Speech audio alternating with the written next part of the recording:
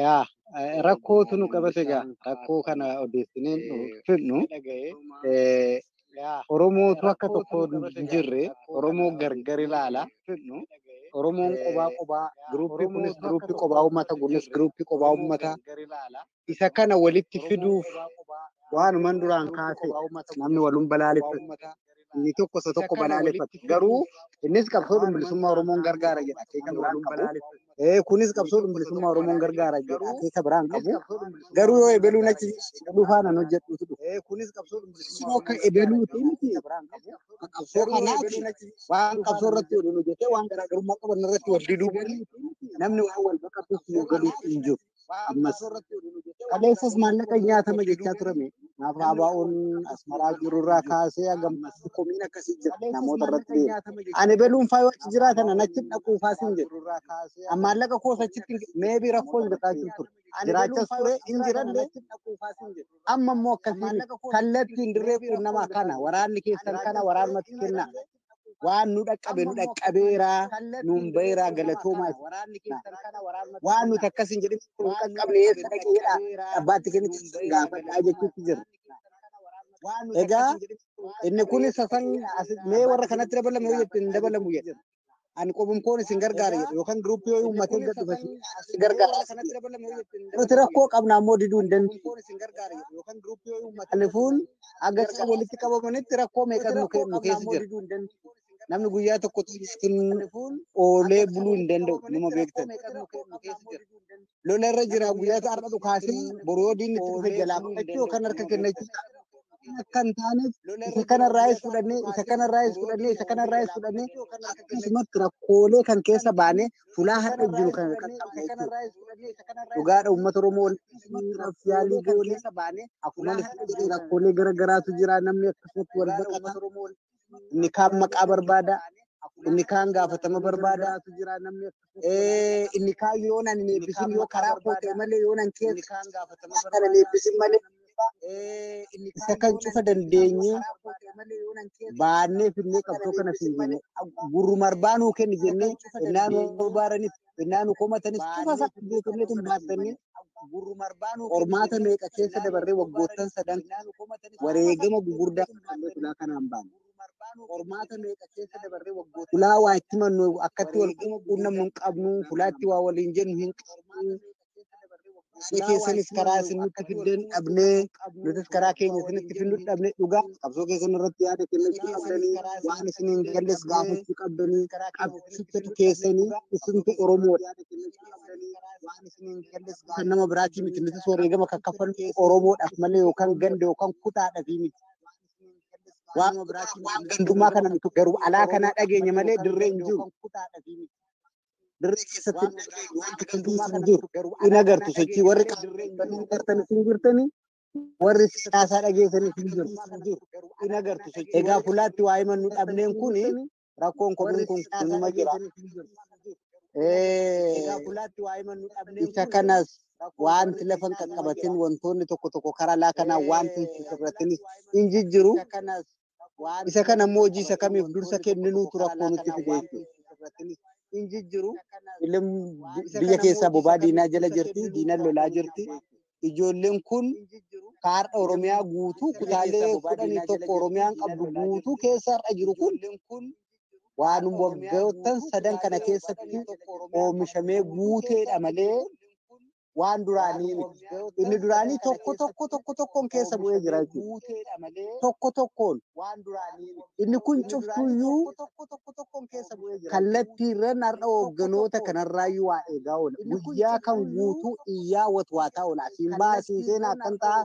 kanan godhinaa ijoolleen kun ijoollee xixiqqoo ijoollee reefu seenan homaa hadhaa qabsoo rakkoo qabsoo nargarre isaan kun qajeelfama guyyaa waan sirraa barbaadaniif xiyyeeffannaan isa bobaa diinaa jala jiru kanaaf dursa kennamee wanti ala kanatti sirrachuu malee fi rakkoolee walxaxaan amma ala kan keessa jiru cuftuyyuu kan furmaata dhabeef kanaaf isa kana walitti qabuu innaa jette sidida inni kun garan harkisa inni kun garan harkisa inni kun garan harkisa maallaqa sii fidannaa sii fide moo marraa fudhanna rakkoo waan qabnuuf immoo yoo akkanatti hin kennitin jenne harka maratee taa'aa akkasii fiduna jenne kudhan immoo masti sirrachuu qaba namnis bishaan gabatee irraa ta'ee gaafa oo'e garana ciisee gaafa qabbanaa garas goree garum barbaadetti akka farda gaarii garum abbaan arge naanna'uu kanarraa hin sirratatu. Ilaa karaa kanarra deema karaa kanaan quunnama asii waanuu godhaa jedhamee jala sararamee otoo itti himame har'as dhaabbatee borachi dhaabbachuurraa hin hir'ata. Inni kun akka hir'inaatti haa fudhannu. Immoo sagantaa itti qabna jechuudha. Gara filannoo isaatiitti akka deemu namuyyuu akka barbaade sanatti akka deemu waraanni kun kooti hin gargaara waliin dhaabbadhaa akeekni isaaf daandiin inni irra deemu kun sirriidha. Oromoo hin baasa inni jedhu nu waliin hiriira. Lakki inni kun hin ta'u jedhee ayyaalaallatu ta'es nuuf fakkaatee gara biraas fakkaatee deemu kunis gama tokkotti cita. Isa kan sirreessuudhaaf immoo dirqama itti qabna. Uummanni Oromoo tokko ta'uu qaba. Gaaddisa tokko jalatti wal jalatti deebi'uu qaba. Kabajaa walii qabaachuu qaba. Wal dhaggeeffachuu walii obsuu wal danda'uu qaba. Akeekni waraanni bilisummaa Oromoo qabsaa'u uummata Oromoo gargar qooduuf otoo hin taane uummanni Oromoo akka tokkummaadhaan biyya isaa ijaarratu gochuudhaaf waan ta'eef inni kun gara fuulduraatti sirrata. Agasitti immoo akkuma amma jirru kanatti deemna. Yeroo gabaabduu keessatti wanti kun cufti sirratee ala kana keessatti lafa qabataan jedhe. Ka gara quunnamtii akkamitti isin quunnamnaa isa jedhuu fi garee waliin jirru ka amma qajeelfama sitti kenninee dirqama sitti kenninee yeroo cufaa warri waan garaagaraa approachli warri nu faana socho'aa jiran warra amma sitti galma kan keessatti walitti isin qabanidha. Kanarraan kan hafe egaa dubbiima ala kanaan qabna. Isas quunnamuun hin danda'ama. Wanti karaa caasaa jaarmiyaa dhaabaa isas quunnamuun hin danda'ama. Waraanni bilisummaa Oromoo diriirsee sochootu yeroo dhiyoo keessatti lafa qabsiifnee karaa sanaatiin wal quunnamuus hin dandeenya. Akkasitti immoo akkuma amma jirru kanatti yaada barbaadan karaa ajajjootaatiin yookaan karaa dhumkeenyas ajajjoota quunnamuu dandeessanii karaa warra horii fuudhaa kanatti walitti isin qabeessa yaada keessan garasittis dabarfattanii garas hin qaqqabsiisuu dandanii akka konyaa fi akka isteetota keessa jirtanitti immoo wanti lafa qabachuu hin jira. Isa kanarratti hin hojjennan jira. Waa'ee olola deemu kan maqaa wal balleessii kabajaa walii dhabuu wal xiqqeessuu walitti gufuu ta'uu wal sakaatu diinaf carraa kennuu akka diinni yeroo argatu gochuu diinarratti xiyyeeffachuu dhiibnee walirratti hojjechuu kun isa kana gaa irra deddeebi'amee jedhameera. Nuti adda bilisummaa Oromoo eega gaafa nagaa jedhamee biyyatti galeeti akkatti gargar baane miseensonni adda bilisummaa Oromoo as keessa jirtan kun baay'een keessan hin beektanii mootummaa tokkotti gaafa dhaqxu ulaagaa guuttee dhaqxu kun haalduree mootummaan sun si kaa'een itti deemta. Waraana galchaa jennaan dhaabni adda bilisummaa Oromoo gaafa biyyatti waraana kana fidee isinitti kenne jedhee mootummaatti kenne. Waraana of harkaan qabu eegan dhufee biyya seenii waraanni uummata Oromooti. Uummata Oromootiif abbootii gadaatti kenne jedhe. Isa kan waan jedheef dhaabumatu beekaa jechuudha. Akkas jedhes dhaabumatu beeka. Lakki waraana nutti kennin jedhanis gaafachuu hin dandeenye. Kun asumatti sakaalamtee jalaa teesse mootummaa jalaa. Waraanni gaafsan didee talattafe. Jijjiirran fakkeessisuun uummata keenyattis fakkaatee beektota keenyas hayyoota keenyas heddumnu jalaa dogoggortee isa kaan fuudhee mootummaatti galchee akeeka ganama bayanii ofirraa gorsee inni kaan firris diinis egaa gaafsan nutti duulee kun diddeebu sanatti hafte gaaftuu bilisummaan dhugaatii fi bilisummaan dhugaa sun otoo jiraattee waraana bilisummaa Oromoo ishee namni silaa biyya san keessa sagalu hin jiru. Maalifuun akka maatii yaadu akka jireenya gaarii yaadu akka waan cufa yaadutti namni waraana bilisummaa Oromoo dursee Oromiyaa seenu tasa hin jiru. Wanticha feek warri kalee Salmaan Abbaa Gadaa jedhanii sun cufti isaaniitu warra adda durummaadhaan uummata Oromoo fichisiisaa turaniidha. Warri kalee Salmaan Abbaa Gadaa adda durummaan mana keenyatti agarsiisanii nama keenyatti agarsiisanii beekaa keenyatti agarsiisanii nama gaafii abbaa biyyummaa warra abbaa biyyummaa gaafatu nama keenyatti agarsiisanii warra keessaa ilmaan Abbaa Gadaa jedhaman sanaadha. Kun hin ta'u keessoo wal jijjiire malee sirnichi summa inumaa yoo warri kun immoo warra daldalummaan Oromoo fixaate warra afaan damma godhatee dhufe kun jennee waraabni kun didee alatti hafe jechuudha. Firris diinnis nutti duulee booda deebi'ee wanti nuti jenne sun dhugaa ta'e uummanni Oromoo argee uummanni Oromoo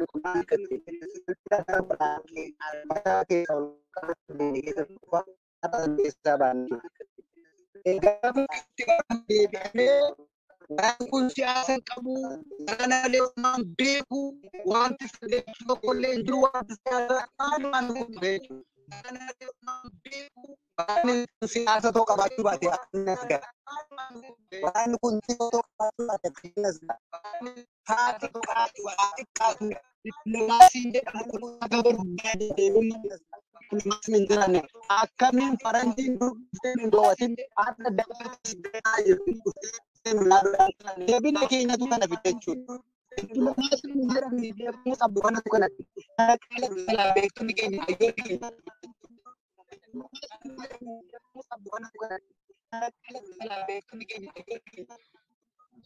Waan kana gochuudhaaf immoo ajaja seeggachuu malee keessumaa miseensonni dhaabaa yoonan eebbise maleetu jira. Yoonan keessa hin jiraanne maleetu jira. Ajaja seeggachuu malee keessumaa miseensonni dhaabaa yoonan eebbise malee saasunu 2018 diigame. Eeggachuu waraanni kun ofii baafatee akka ofii teessoo jechuudha. Saasunu 2018 diigame. Malee bakkum uumaan ture hojiin kaleessa hojjetame xiqqaadha jechuudha. Jechuu kooti miti. Otoo inni kaleessa hojjetame hin jiraanne hojiin kaleessa kanarra dhaabbannee itti tarkaanfachuu hin dandeenyu. Jechuu kooti miti. Otoo inni kaleessa hojjetame hin jiraanne waraanaa dirree taa'uu qaba. Isa kanatu dhukkubbii mataa namoota hedduutti ta'e jechuudha. Otoo inni kaleessa hojjetame hin jiraanne waraanaa dirree taa'uu qaba. Isa kanatu dirreetti nu hoogganaa nama jenneen dhufee nu hoogganuu miti. Dhufee viziit nu gochuu hin dandeenye. Dirreetti nu hoogganaa nama jenneen ufee nu hoogganuu miti. Ufee viziit nu gochuu hin dandeenye. Dirreetti nu hoogganaa nama jenneen dirreenis kana koota aftaa nu hoogganaa hin barbaadan gaa paartaayinii hojjechuuf. Hojii lammataa kanaaf hojjechuuf nu hoogganaa inni sun immoo nun tarkaanfachiisu hunduratti nun deemsisu. Bakkum jirrutti akka deemnu godha malee. Isa kanatu didame isa kanatu gaa tarkaanfachiisu waliin deemsisu jechuudha. Aabaa irraa gargar ba'an aabaa irraa fottoqan dhaaba biraa uuman gololli akkanaa propagaandaa akkanaa facaasanii maqaa waraana bilisummaa Oromoo balleessan malee waraanni bilisummaa Oromoo dhaaba biraa dhaaba haaraa uummatee kan inni teessisuun tokkollee hin jiru. Waraanni bilisummaa Oromoo dhaaba biraa dhaaba hin jiru. Oromoodhumatu wal ga'ee tokkollee hin jiru. Oromoo qobaatti uummatee teessisuun Oromoodhumatu wal ga'ee tokkollee hin jiru. Dirqi immoo dhaaba isa biyya Finfinnee jiru faana yoo waliin yaadanii hojii diinummaa irratti hojjechuudha jechuudha. Mootummaa waraana qabdu jedhee har'a agartaatti malaqaatti kampee namoota hojii diinummaa irratti hojjechuudha. Isa kana irratti waraana qabnaa jedhanii rukuchiisuu ajjeechisuudhaaf waan mararsiifataniif fakkaatanii warra san ficcisiisuudhaaf warra yaadee jedhanitti makaasa akka koottee jechuudha. Waan mararsiifatti wal mormanne qabna gaafsana har'a maaltu gara gargar ba'anii faallaa dhaabaa wal deemsisu. Isa kan mataa waliin rukutu isa kan achi geessanii achi manii isa kana sinanii mataa waliin rukutu kun dibittiin gadoodduun biyyuu malaa kan keessa jijjiirtudha. Isa kan achi geessanii achi manii isa kana sinanii mataa kanaan alatti waraanni bilisummaa Oromoo akeeka biraa hin qabu. Akeekuma irbuu shinniggaa san fuudhee oofee asii ka'e. Otoon sharafin mirga abbaa biyyummaa keenya deeffachuu ergaree murteeffannaa uummata Oromoo qabachiisu. Mirga abbaa biyyummaa keenya deeffachuu jedhu qabannee deemna malee akeeka biraa qabannee deemutti hin jiru. Waraana Tigree, waraana Maalii jedhu qabannee waraanni bilisummaa Oromoo flexible farda gaarii miti garumaa kallattiin tokkicha laalaa akka deemu. Siyaasa faana jijjiiramee deemu. TPLF faada hariiroo uummatan maalii uumman tokkicha laalaa akka deemu. Siyaasa faana jijjiiramee deemu. Bakkum tokko dhaabbataa siyaasa hariiroon nuti uumman hariiroo siyaasaa miti mootummaa gabroonfataan kan waloo bakkum tokko dhaabbataa isa kana waliin jigsinaa isaanifis diina nuufis diina. Agam akka nu fayyadeef agam akka itti gargaaramne agam akka bu'aa irraa arganne isaanifis diina nuufis diina. Agam akka nu fayyadeef agam eessan argatin cufa argan carraa kanatti gargaaramne diinni kun cufti silaa nurratti deebi'a. Nurraa qoodamee aga nurraa qoodamee fuuldura tarkaanfanne nu gargaaramne. Diinni kun isa kana waliigalteen kun waliigaltee qawweef malee waliigaltee siyaasaa miti. isa kanas akka biraatti hiikkatee namni fuudhatee waan biraa ajandaa biraa godhatee waraana bilisummaa Oromoo irratti lolamaa ture jechuudha. Isa kanas akka biraatti hiikkatee namni fuudhatee waan biraa ajandaa biraa hin jiru. Biyya tokko qabna, hiree tokko qabna, hundi keenyas waan tokko. Biyya tokko qabna, lalatti nuti waan biraa ajandaa biraas waraana bilisummaa Oromoo hin qabu. Isa kan akka biraatti fuudhee warri afarsee waraana kanaaf uummata kana gargar qooduudhaaf yaalii garaagaraa godhu uumaayyuu dhaabbatee of ilaaluu qaban jedha. Jaaldooree waan hambisee yoo jiraate sa'aatii warra kanaa qusanii gabaaf jecha lamaan tokko dabalii hankanuman jedha. Ololli kun karuma laakan jira malee gara keenyas hin jiru. Kara keessaa kanaaf kara laakan diina keessa fi Oromoon keessa Oromoon immoo beekas ta'e otoo hin beekin warra hojjetan jira. Warra otoo hin beekin hojjetan warri beekaa hojjetanis itti yaadanii hin jiru. Waananan keessa hin jirre haa badu amanja'u warri beekaa hojjetanis waananan hin eebbifne warra jedhamu suuliin hin taatu. Akka kaleetti deemuu hin dandeenye tarkaanfachuu waan hin dandeenye. Innammaa kun firii kana argite akka fuulduratti deemnee kun fuulduratti nu deemsisa jedhee namni kana argite seenee hojjechuu danda'a. Deemuun dandeenyu qabsoon kan uummata Oromooti kan nama tokkooti miti. Immoo bakka jirutti deemsa kaleessatti adeemuun hin taatu kun diinummaadha. Uummata Oromooti kan nama tokkooti miti. Akkeeka biraan qabnu waan kaleessatti dadhabdan danfatti buuftan qaamatti dhabdan qalbiitti dhabdan qabeenyatti dhabdan aga tokko fuulduratti deemee isin gammachiifnan itti seenaa hojjedhaa jechuun ni jira. Koottaa nu gargaaraa beekumsa keessan nuu kenna. Koottaa timee nu hooggana. Koottaa nu gargaaraa beekumsa keessan nuu kenna. Koottaa timee Eeshiyaarraa Ameerikaa, Eeshiyaarraa biyya dhaqa. Garuu nama dirree dhufee nama nu ilaaluun dhabne jechuudha. Warra nu kumatu, warra nu abaaru, warra nu balaalessu. Kanaaf uummata Oromoo tokkoomsu irratti ammas hojii manaa nutti hin kennina. Inni kun gahee keessan isa kana waan achitti hojjechuu qabdanii. Isa gara laalu kan maaf gar laata keekni keetiyyuu maal inni irraa jibba qabda. Sicha irraa jibba qabda. Na tokkoon namarraa jibba qabda jedhee inni wal gaafatu malee sila achitti isiniidha. Sicha irraa jibba qabda. Oromoo tokkoomsuudhaaf yaaliin qoona. Tokkummaa uummata Oromoo irratti hojjetan gaafatu malee sila achitti isiniidha. Kan kutaa tokko keessaa bahee miti waraanni kun kan dirree Oromiyaa kan guute. Kutaalee Oromiyaa cufa keessaa bahee kana caala tokkummaan nuti hojjechuutti jirru hin jiru. Isa kana laalee lolaa silaa tokkummaa horachuu malee. Isa kana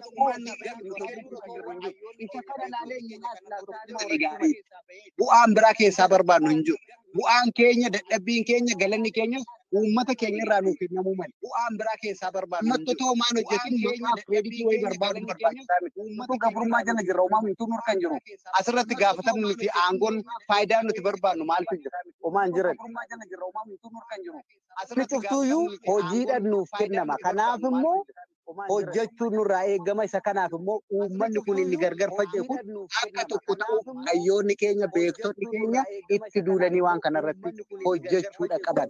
Maal inni rakkoon kee jedhanii warra faallaa beekan gaafatanii walitti fiduu danda'an nuti qaban. Maal inni rakkoon kee ummaa uummatichaa feena waan ta'eef faayidaa tokkollee keessaa hin qabnu waan ta'eef namni kun cuftu wareegameen uummata Oromoo kana bilisa baasa jedha. Har'atti walii naasofna boru ganama waan taanu beeku.